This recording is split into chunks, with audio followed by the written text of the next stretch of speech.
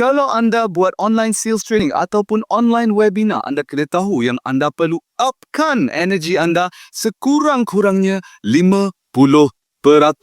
Tapi macam mana anda nak buat kalau suara anda perlahan dan setiap kali anda nak kuatkan suara anda rasa suara anda kepit dan anda tidak mampu untuk melontarkan dengan baik menyebabkan anda kehilangan tenaga dan anda akan kepenatan. Apa yang anda perlukan adalah pernafasan yang baik dan dalam video ini saya akan tunjukkan kepada anda satu teknik pernafasan yang anda boleh gunakan untuk lontarkan suara anda dengan lebih efisien dan memastikan udara yang masuk ke dalam paru-paru anda adalah pada jumlah yang optimum. Caranya adalah dengan menggunakan intercostal breathing ataupun pernafasan menggunakan otot-otot intercostal. Intercostal maksudnya otot di antara tulang rusuk kita. Jadi apa yang anda perlu buat adalah anda mesti aware dengan otot-otot ini dan memastikan dada anda mengembang sewaktu anda menarik nafas. Take your time, ambil masa anda untuk menarik nafas dengan mengembangkan dada anda, bukan menaikkan bahu tapi mengembangkan dada. Dia mungkin akan naik sikit tapi bukan